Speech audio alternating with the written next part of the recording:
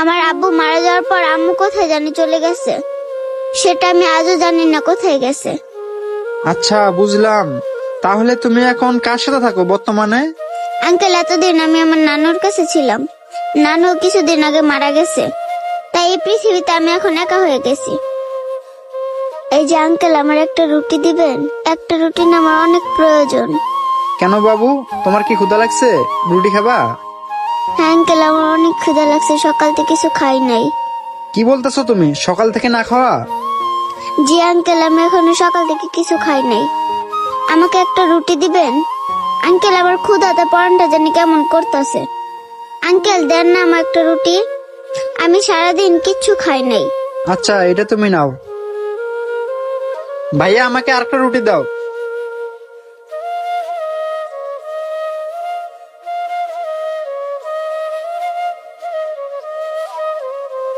ভাইয়া, একটা চা দিয়েন তো। ভাই দুধ চা না রং চা? ভাই, দুধ চা। বাবু, তুমি এখনো যাও নাই? তোমার আর কিছু লাগবে? আঙ্কেল, আমার কি আরেকটা রুটি দিবেন? বাবু, তোমার মনে হয় অনেক ক্ষুধা লাগছে না? হ্যাঁ আঙ্কেল, আমার অনেক ক্ষুধা লাগছে। আচ্ছা, তুমি রুটি নেবা না অন্য কিছু নেবা? অন্য কিছু লাগবে না, আমাকে আরেকটা রুটিই দেন। আচ্ছা, ঠিক আছে। ভাই, আমাকে আর একটা রুটি দেন তো। আচ্ছা ভাই, দিতে আসি।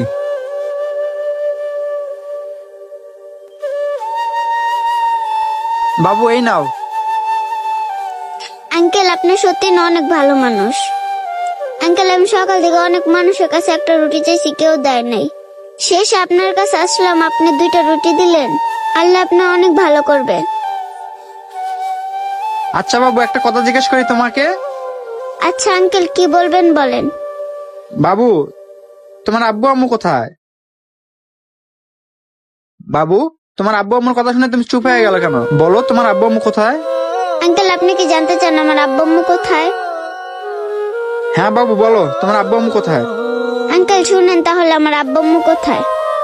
আঙ্কেল, আমার না আব্বু আম্মু নাই। আব্বু আম্মু নাই মানে? তাহলে তোমার আব্বু আম্মু কোথায়? আমাকে ছোট রেখে আব্বু মারা গেছে, আমি এখন আমার আব্বুকে দেখি নাই। আর তোমার আম্মু?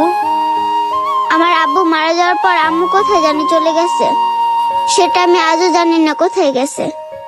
আচ্ছা, বুঝলাম। তাহলে তুমি এখন কার সাথে থাকো বর্তমানে?